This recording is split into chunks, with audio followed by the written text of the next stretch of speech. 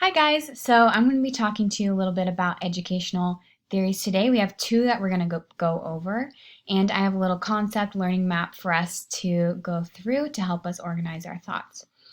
So the first theory that we're going to be talking about is the theory of cognitive development. So this theory was developed by a man named Piaget, and there are four different learning points that we're going to focus on during this lesson. So the first thing we're going to talk about is a schema. So this is a way of learning and a way of organizing your knowledge. So my favorite way to think about this is to imagine that you have a file folder in a file cabinet in your brain filled with index cards about the world. So as you find out something new about the world, you're going to write a little index card and that gets filed away in your brain so that at any time that you need this, you can pull out that index card, and this is going to be your mental representation of the world. So the next point is assimilation. So this is using an existing schema to deal with a new object or situation. So this is going to be how you understand something new about the world. This is going to be you writing your new index card and filing that away in your brain. So an accommodation would be an existing schema needs to be changed in order to accommodate for a new situation. So this would be an example of pulling out of your file cabinet a new index card, an index card that you've had already, and realizing you need to do a little whiteout and find and write in something new that you've learned. So the next point is equilibrium. So this is when everything in your world makes sense. This is when your file cabinets are organized and there's no new information. So you are seeking to restore balance and understanding in your schemas.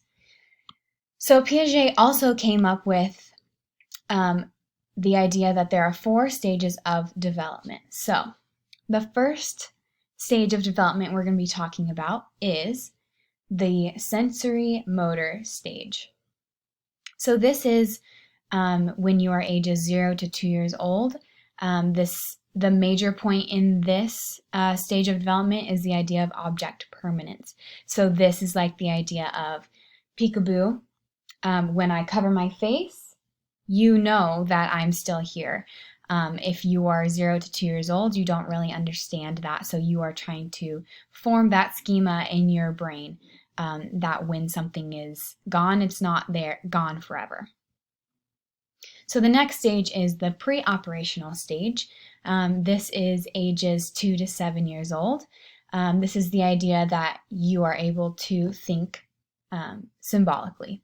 So these children are still egocentric. They cannot understand the world through somebody else's eyes. They can only understand through their own experience and through what they can see from the world. But they are able to think symbolically. They can understand that if you give them a symbol, they'll understand it. So the next section is concrete operational. So this is ages 7 to 11 years old. This is the idea that this age group will start to begin to understand logical thought. So this is the example I like to think about is when you have 3 different sizes and shapes of a container and you pour the same amount of liquid in each, it looks like there are different amounts in each because of the shape, but you are able to understand that each container has the same amount of liquid. So the last stage of development that Piaget spoke about or wrote about is the formal operational stage. So this is from ages 11 and up. So this is the idea of abstract thought. You can think outside of yourself. You can think of something that doesn't exist in the world. And this is the most advanced stage of development. So overall, that is the points of theory of cognitive development. So now we're going to go over to the zone of proximal development. So this zone of proximal development, or ZPD, was developed by a man named Vygotsky. So there are a few points in here that we're going to be talking about. The first point we're going to be talking about is scaffolding. So this is the idea that you understand something through a series of learning processes. So a way to do this is by piquing the interest of the student, and then you simplify it so they can kind of get the gist of it, and then you put emphasis on what will help this student understand, and then you ease their frustration, and then you demonstrate with an example. So an example of this could be a hint or an adaptation or modeling of the subject, or for example, a math problem. You would model how you're going to do it. You would let them try to work on it, and then you would be able to help them as you go along, as they go along. So an example of a cultural tool is basically any type of assistance with culture to help a learner with the learning process. So an example of this might be a TV show that people in your culture might understand. This is an example, might be another example would be books, or a video that is culturally relevant to the student in the class. So we're going over here now. Reciprocal teaching is the teacher and the student collaborate.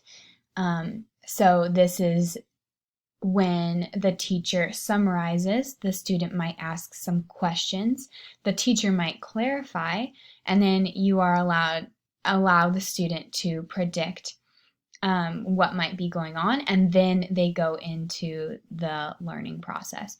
So this is when the teacher's role decreases and the student is able to perform the task on their own. So collaborative learning, this is when we're talking about that students have different levels of understanding. So there are obviously different levels of learning in your classroom that you can allow students to come together and learn from one another. There are higher levels, there are lower levels, and they can come together and collaborate on their learning in order to learn better.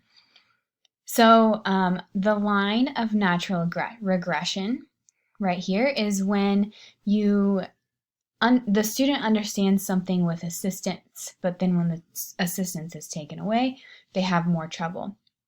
So this is a common thing when we look at scaffolding. We can set the student up for success and they might do well, but then when it comes to doing the problem on their own, they might need more help. So then as a teacher, you would go back in, understand where the student needs assistance, and then you might have to reteach a little bit.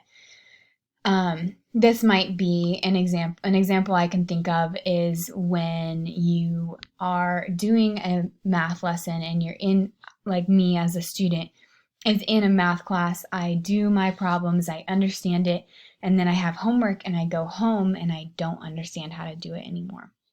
That would be an example of a natural line of regression.